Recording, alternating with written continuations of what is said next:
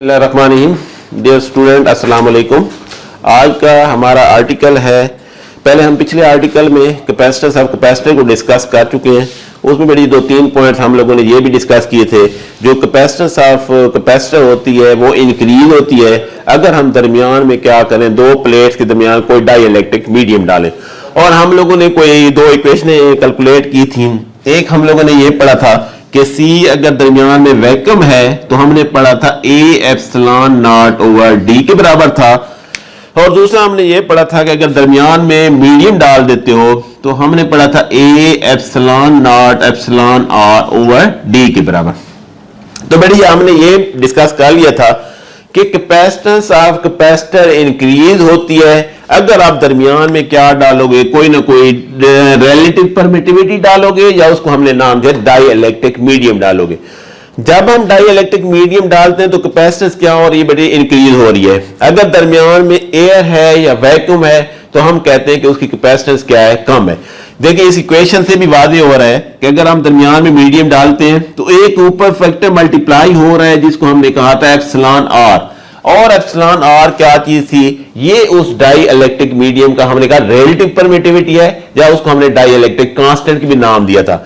और हम यहां ये भी डिस्कस कर लेते हैं कि जितना अच्छा डाई इलेक्ट्रिक मीडियम होगा, और डाई इलेक्ट्रिक हम डिस्कस कर चुके हैं कि वो हमेशा डाई इलेक्ट्रिक बढ़िया आप लोगों का इंसुलेटर होगा।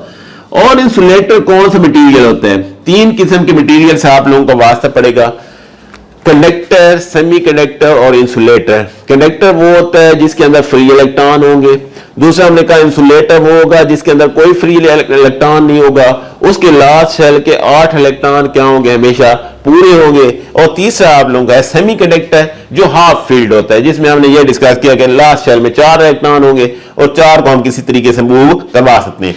तो बेटी जब हम डाई इलेक्ट्रिक मीडियम डालते हैं तो इस इक्वेशन के हिसाब से हमारी कैपेसिटेंस क्या हो रही है, इंक्रीज हो रही है।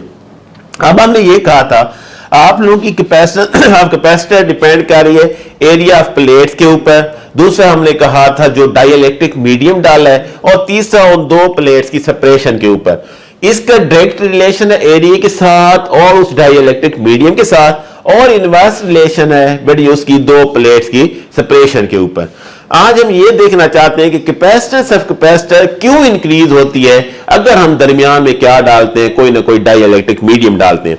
पहले बड़ी जनरली हम ये डिस्कस कर लेते हैं कि अगर हम एयर डालते हैं तो फिर क्या होगा।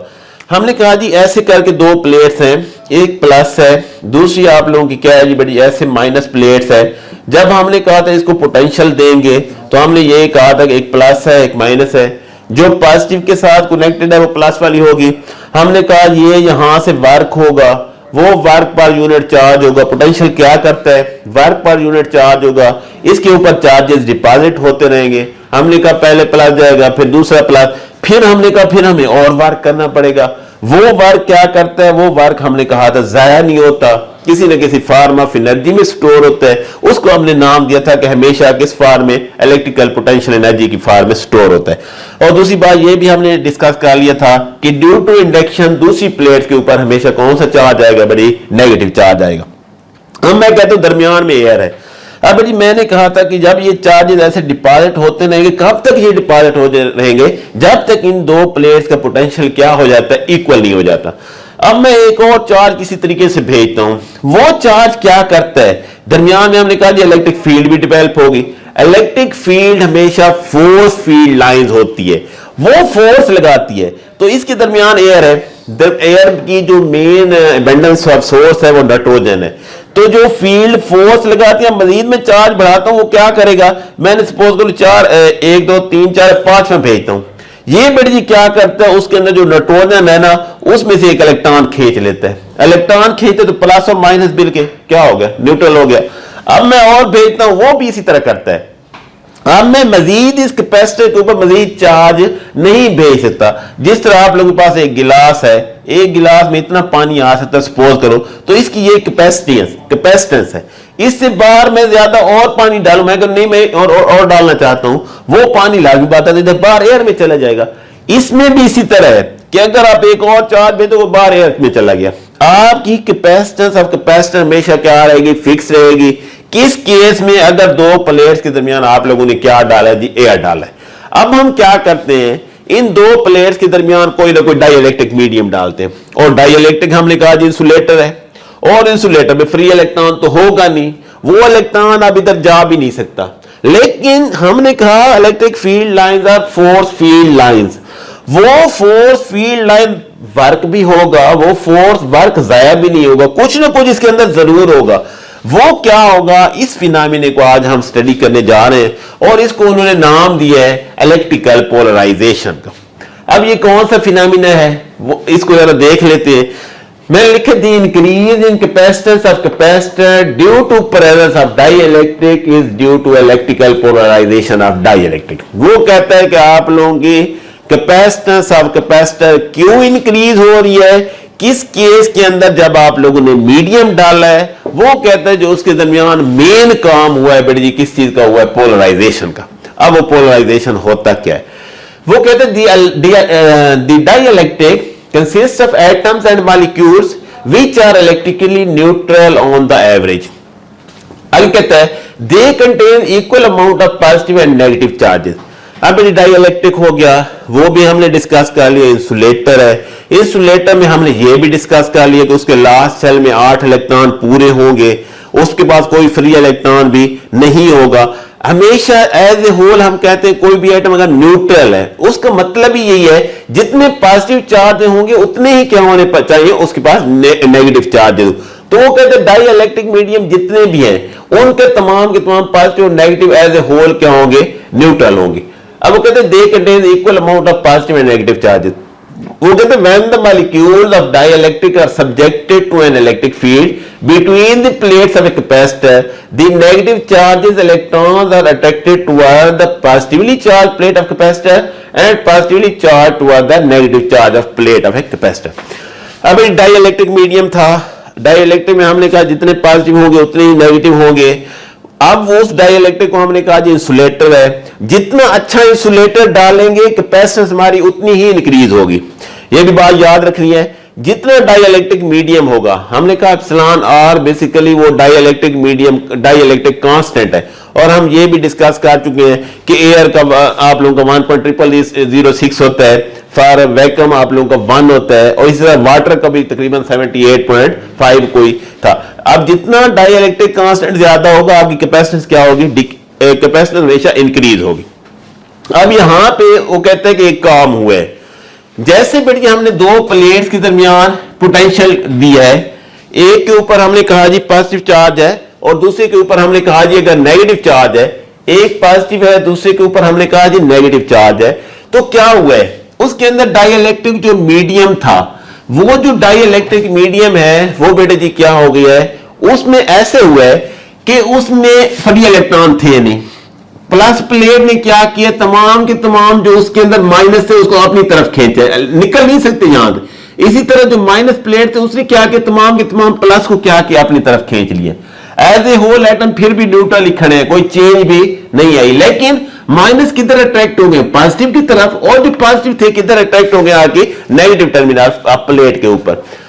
अब यही वो कहता है कि when the molecules of dielectric are subjected to an electric field between the plates of capacitor, the negative charges electrons are attracted toward the positively charged plate of capacitor and positively charged toward the negative charged plate.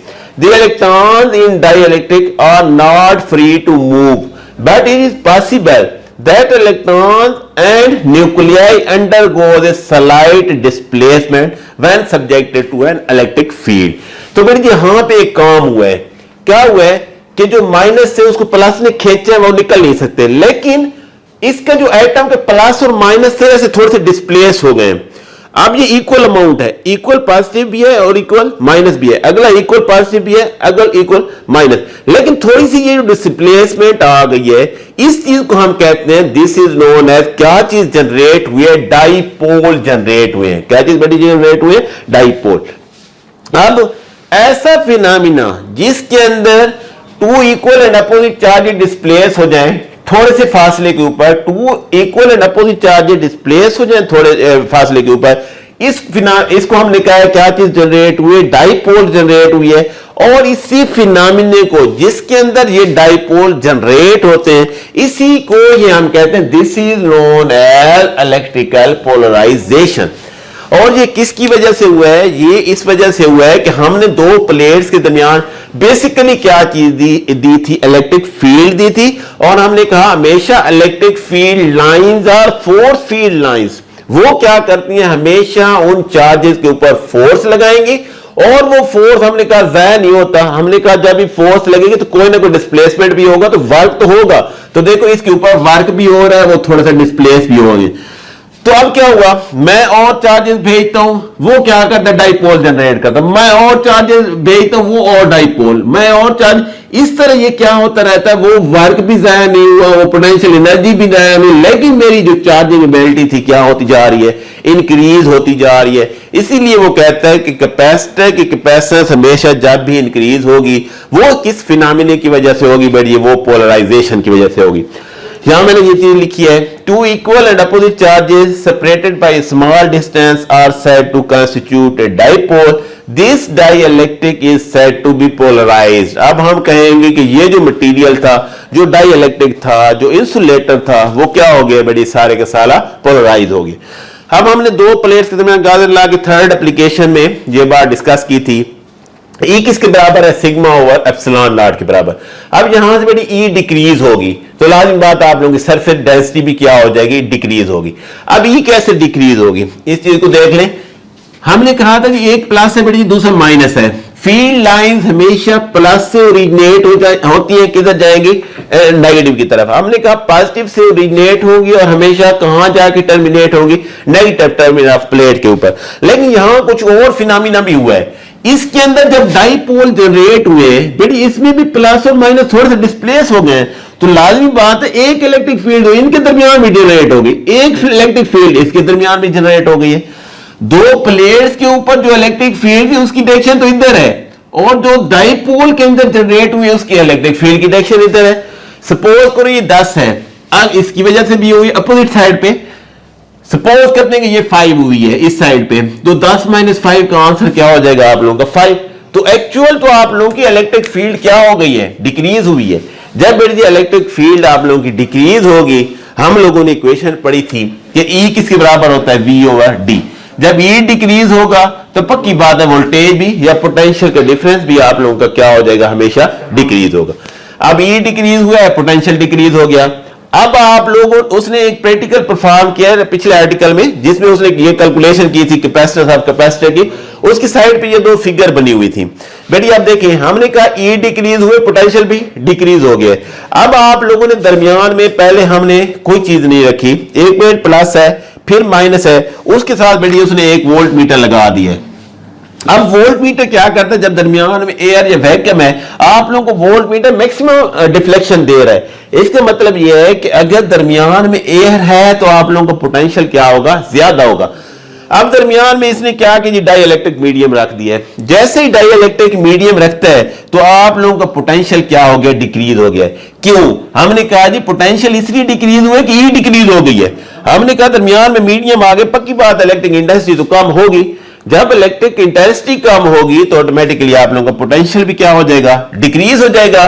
तो यहां से equation हम लोगों ने potential gradient में develop की थी, E is equal to V over E. तो बेटी E डिक्रीज होगा तो ऑटोमेटिकली पोटेंशियल भी डिक्रीज होगा। अब हमने पढ़ी हुई इक्वेशन कि कैपेसिटेंस ऑफ कैपेसिटर किसके बराबर होती है, C is equal to Q by V।